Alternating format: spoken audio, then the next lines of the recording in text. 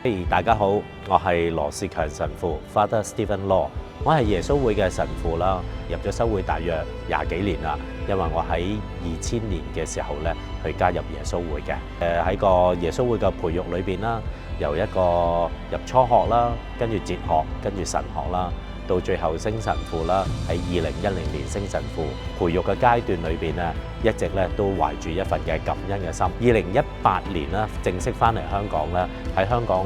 耶穌會嘅服務嘅時候咧，咁我就負責咧係聖依納爵小堂嘅一個負責人啦。咁另外咧就係喺九龍華恩書院啦嗰度幫手教書啦，就係教咧倫理同埋宗教嘅，就亦都係喺我哋自己耶穌會嘅會院啦裏邊啦去照顧我哋啲神父啦。我自己都覺得咧係全部都係天主俾嘅使命嚟嘅。作為一個神父咧喺服務上方面咧，都會咧更加係咪叫做得心應手咧？咁其實咧發覺唔係喎。因為我哋可能學習好多咧一啲咧去幫助人嘅一啲嘅技巧啊，或者一啲輔導嘅技巧，但係其實咧到最後發覺咧，我喺教會裏邊服務嘅時候咧，呢啲技巧係可以係一個輔助，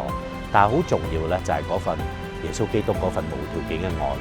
耶穌真係佢亦都冇乜受過好多唔同嘅專業嘅訓練，但係咧佢可以咧能夠將天主嗰份嘅信息咧去帶俾好多身邊嘅人。讓佢哋咧能夠得到一份嘅平安同埋一份嘅安慰，同埋更加重要咧就係將咧呢個萬物嘅天主咧去介紹俾佢哋認識。近呢1-2年啦，我自己咧開始咧係每一個禮拜咧都會喺上晝咧落咗堂之後咧，我都會去過去對面廣華醫院嗰度咧去探一探啲病人。去探病嘅短短個零鐘頭裏邊咧，會睇到咧呢啲弟兄姊妹咧喺佢哋患病之中。當有一個佢哋可能未必認識嘅人，而呢個人呢係一個神父或者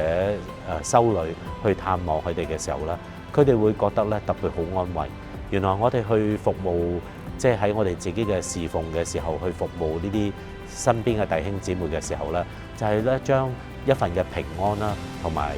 即係安慰咧帶到俾佢哋心靈上嘅需要。佢哋嘅主角呢，要嚟睇到嘅並唔係一個神父，而係讓我哋藉住我哋作為一個天主嘅工具咧，帶佢哋咧睇到天主咧對佢哋喺生活之中咧點樣係即係不離不棄咁樣去對